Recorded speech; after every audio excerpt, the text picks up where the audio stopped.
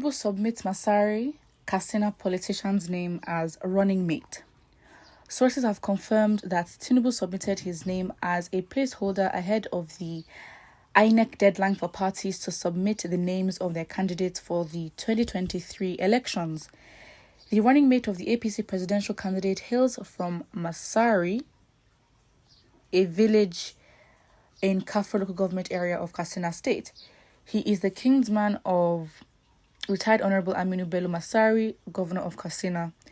The running mate of the APC presidential candidate served as the National Welfare Secretary of the ruling party during the tenure of Comrade Adams Oshomole as a national chairman. Oshomole chaired APC from 2018 to 2020. Tinubu's running mate was a member of the PDP in the era of late President Umaru Musa Yar'Adua. After the death of Yar'Adua in 2010, Masari defected to the Congress for Progressive Change, CPC, the party under which President Muhammadu Buhari contested but lost in the 2011 election. Masari had worked for the president but ex-president Goodluck Jonathan, who stepped into office after Yar'Adua's death, won the election. Ahead of 2015 election, CPC collapsed its structure into APC and Masari joined the ruling party. He was also involved in the election where an opposition party unseated a ruling party for the first time in the history of the country. There are reports that Tinubu would replace Masari before the election, as he only dropped his name to meet INEC's deadline. Tinubu is still consulting widely on the choice of his running mate. He would replace Masari as soon as the right candidate is selected, a source told Daily Trust. Which I may not really be surprised about, because at the end of the day, as much as he's trying to appeal to his personal stakeholders, a big stakeholder is also the citizens. I mean, let's be honest. Let's not pretend as if the citizens are the primary stakeholders here. They're not. So again, for the whole image thing, I mean, I was kind of surprised as well. I'm like, on first impressions, on a first glance, I'm like, who is this person? So I think I wouldn't say I'm a political analyst or a strategist, but I'd say that this person would not really be the best move for Tinubu to submit as a running mate, because if he does this, then he's just giving it away to Peter Obi. Why? Because if he's his running mate, people are going to be like, okay, fine. Their reactions may not be receptive, and then Atiku has chosen Okoa, who was replaced, or who replaced Wike, and Wike was a lot of people's options for Atiku. So people's reactions on the internet that I've seen, because Wike is not Atiku's running mate, they have decided to go with Peter Obi. So yeah, it'll be very, it's just unstrategic, or I don't know what the word is, to choose, this man as his running mate. Someone says, this Masari is an illiterate. Are you guys sure this country is not cursed? Very good Muslim ticket.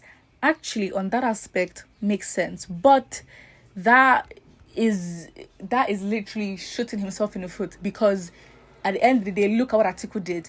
Whether it's Wike or Okowa, they're both Southeasterners. So playing that game of, okay, fine, region and where you're from, you have to also tick that box as well. But at this point, whoever even Peter Obi would choose as his running mate, we'll get to see. But I think Peter Obi has got a very, very strong chance that whoever he chooses, people will run with it. And I do not think that Peter Obi will spoil his chances just like that. But yeah, I think this Muslim ticket may look good to his other stakeholders, but to the main stakeholders, aka the voters, do not think so. Someone says, but when Fulani is Nigerian president, Christians is number 2 citizens. Now you fail to see any responsible Christian in the north. Fulanization agenda continues.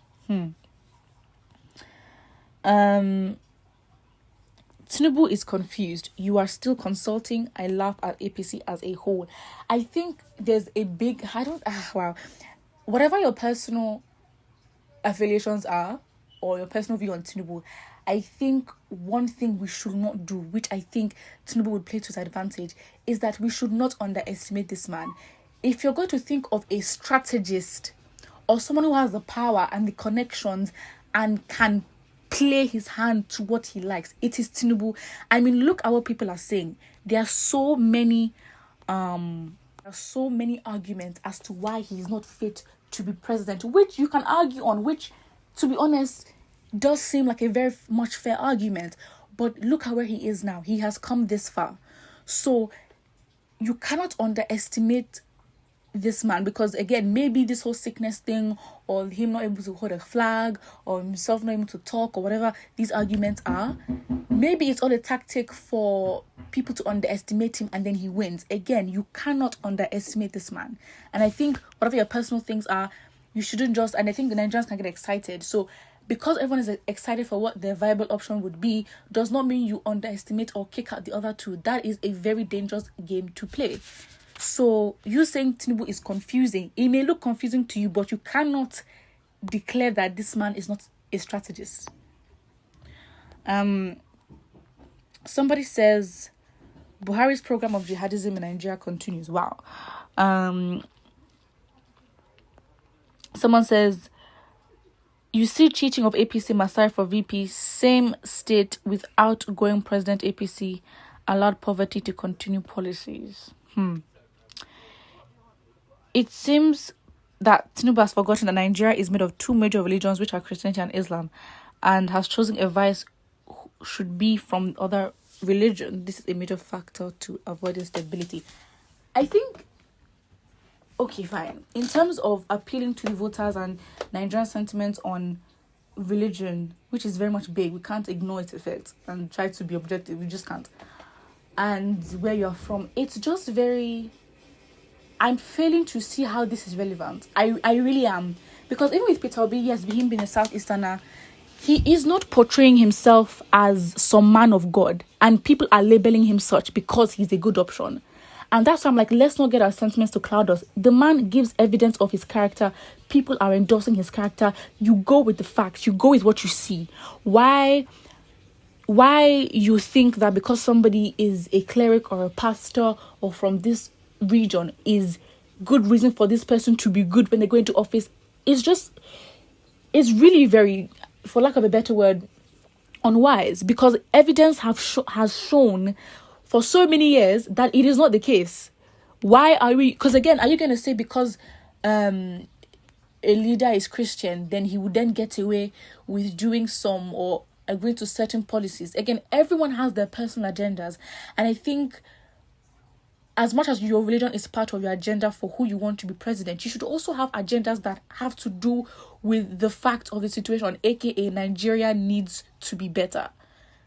Because the religion is not even helping Nigerians themselves to be where they want to be. And we're the most religious nations with so many churches, and yet the country is not where it wants to be. So why do we think we need the same thing in our leadership positions? And the fact is, we have done this for so many years. Why are we using and banking on the same standard of religion to be a guarantor of an outcome that we want? It doesn't make sense.